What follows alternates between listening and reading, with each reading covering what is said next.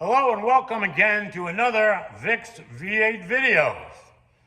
Today, we're going to be talking about the electric fuel pump that was installed in the 40 Lincoln Zephyr Continental Cabriolet, and it decided in no uncertain terms to give me some trouble last week, and the good thing was it didn't give up the ghost totally until I had her parked in the garage, which was a huge benefit for me. So, most of you know, if you watch our videos, that I still don't have a lift installed in the garage, so it's a little bit of a pain to work on the cars when you have to get underneath them, but I jacked up the 40 and I put it on some of the rubber chalk drive-on ramps that I've got, and I was able to get underneath it with a drop light so I could see what I was up against. And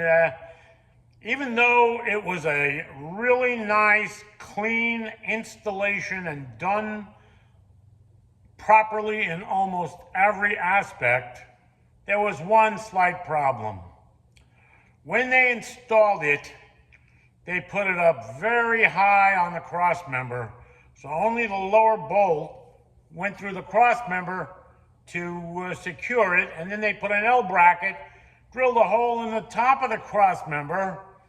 Not quite sure how they did that, but it made it a little bit difficult to get it out, especially since we couldn't stand up. We were on our backs trying to get it out. But after a little bit, we did get it out and tested to make sure there was power going back to the pump, and there was, so we presumed the pump was dead and gave it another power source, and it didn't do anything, so it was finished.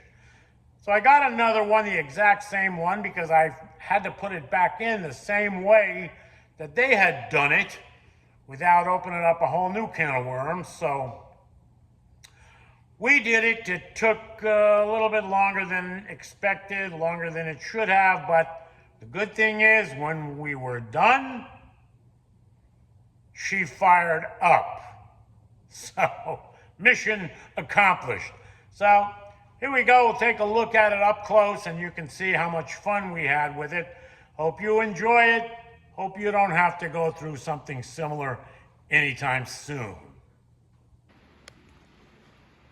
Okay, I hope you'll excuse my extremely messy workbench, but a lot of you can probably relate. If it was clean, I wouldn't know where anything was. So this way, I'm pretty much able to pick out what I need without too much trouble. But at any rate, I'm going to be replacing this dead pump right here with the new pump, which is exactly the same thing. So I really wasn't happy with the way they had this thing installed, but unfortunately it's probably the easiest way for me to reinstall it. So we'll give it a try. I'm going to set up everything here, put the fuel filter on, put the outlet on, and put a male clip on the end of the positive line, and it's already got a eye hook on the ground side. So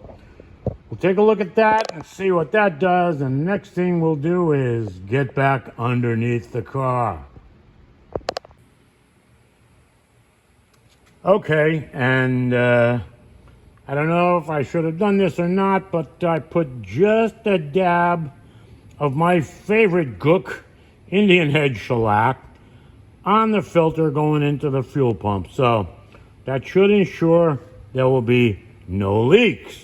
We'll see. All right, well, here we are. We got the beast all put back together. We got the filter on it. We got the out on it to go into the hose that's already up on the car. And it came with an eye hook on it already for the ground. And we put a new, and we actually have the female end on it because we're going to cut the one off that's on the car and put this one on so we have a good match between them.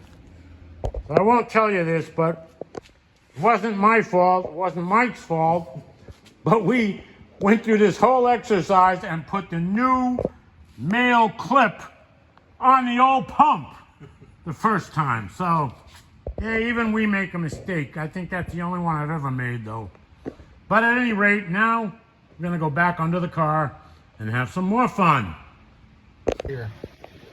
Okay, so Mike and I changed positions. I was underneath the car to get everything out. Now he's underneath, putting stuff back in. So what did you just do? You crimped on a new female in on the hot lead? Yep, a compatible brand new butt connector or bullet connector, female side on the hot wire coming from your switch. Okay, and just so everybody knows, the way this thing is set up, it goes to a toggle switch under the dash, which goes into the ignition wire. So it's all shut off right now, and make sure we have no current coming back here because we don't want any more surprises. All right, you want to change positions? I'll get underneath there and put the pump in. Sure thing. Okay, let's do it. All right, so we got everything back installed, ready to go. I put the ignition switch on, I turned the pump on. It should be up to the carburetors by now. Let's see if it'll go. It's getting there. All right, here we go.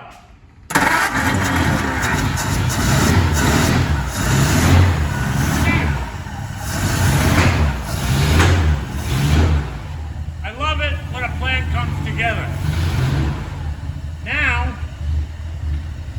what we're gonna do is, look, put the hood down, everything's working, no leaks up here, like that. Okay, put the hood down and a backer down off the Rams. See how much fun that is.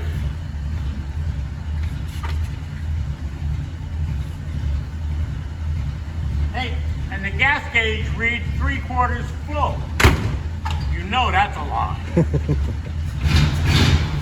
right, here we go.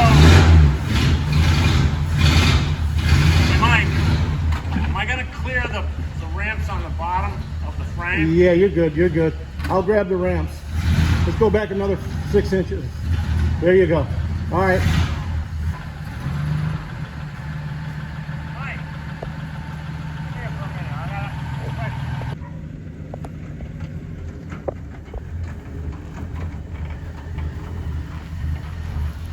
Now, we're gonna take this car for a cruise and videotape that now that she's getting gas.